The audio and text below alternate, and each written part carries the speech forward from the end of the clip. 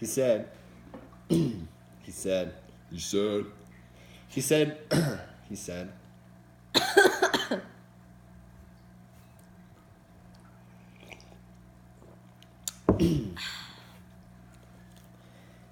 so after he had talked to us for like 20 minutes all about how he and his wife met and just this whole long story, he said, now, boys, don't ever let anyone tell you that long distance doesn't work.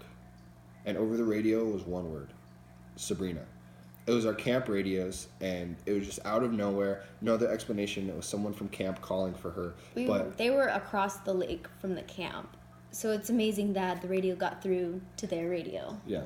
And so in that moment, I just knew that God was saying that I needed to wait.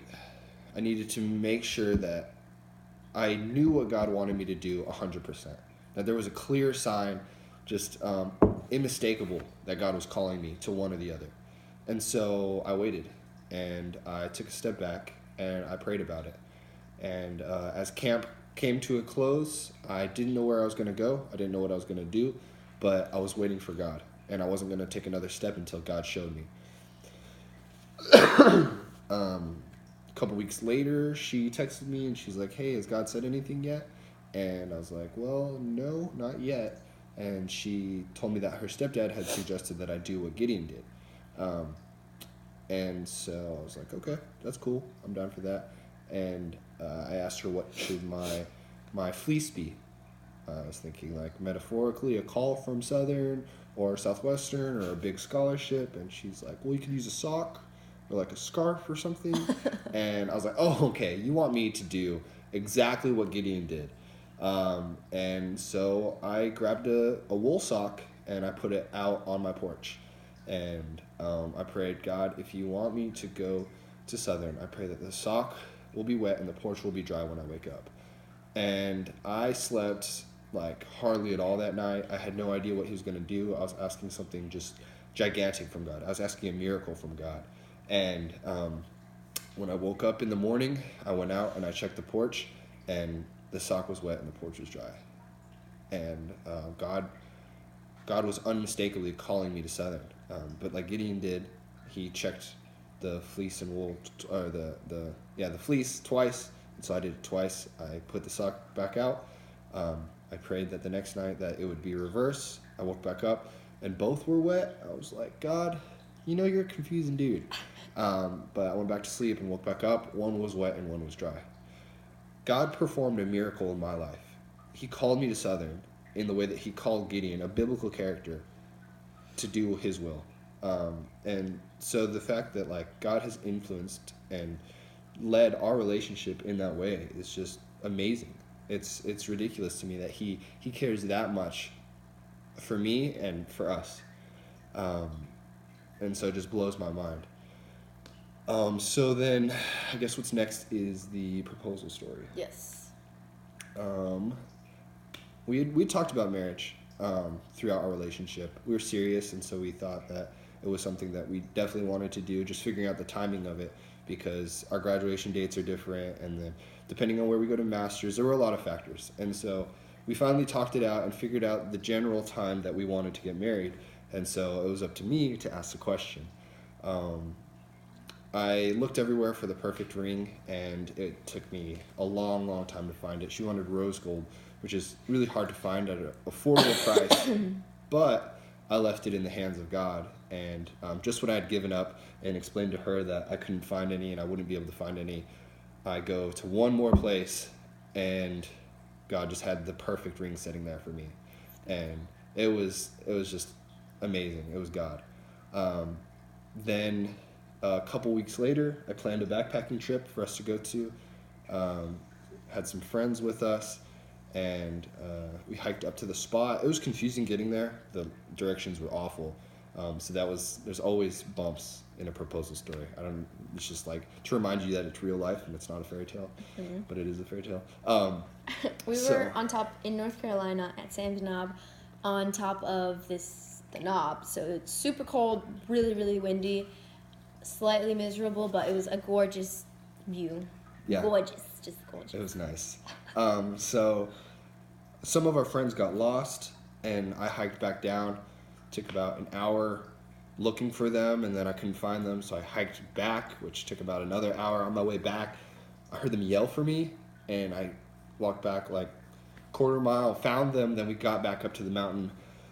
It was really cold, so we warmed back up by the fire, and right when we had warmed up, she's like, hey, will you take pictures of me? Because it was sunset, and it was amazing, so...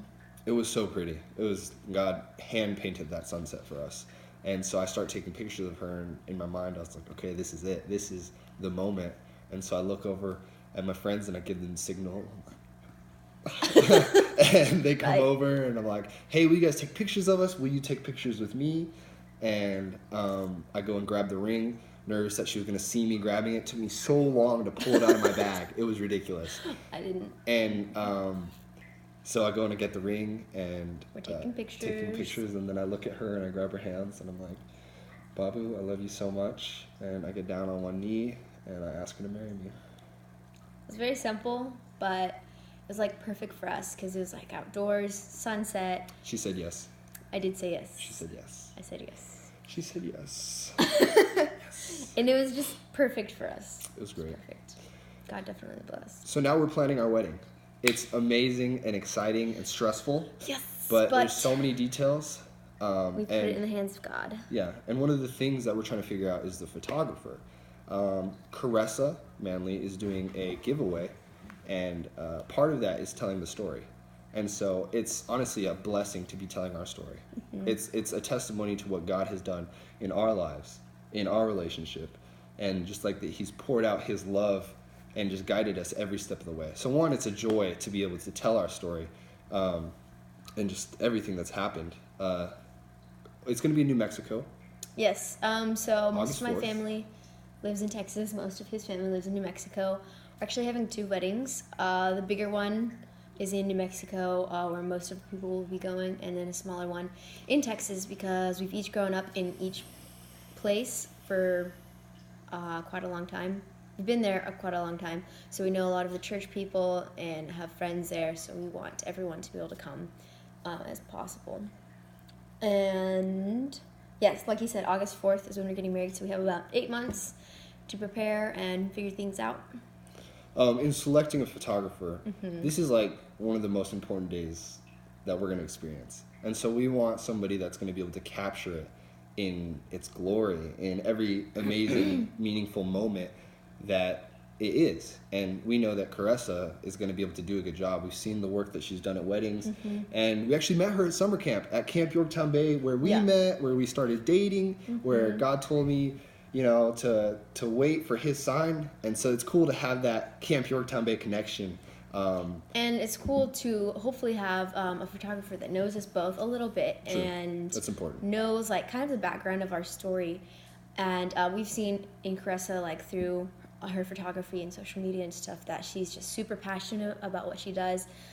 She adds a lot of creativity, effort, and just skill into it. And we know that she would do that for us on our wedding day, one of the most important days of our lives. And we just hope that that would be possible. Yeah, it's. We'll know we will be in good hands. Yeah. That's one important thing that we won't have to stress about. Should we get this? So yeah, it's been super amazing sharing our story, sharing all the things that God has done for us. Yes, thank you for listening to us. We hope this was a blessing to you guys, and just sharing our testimony with you.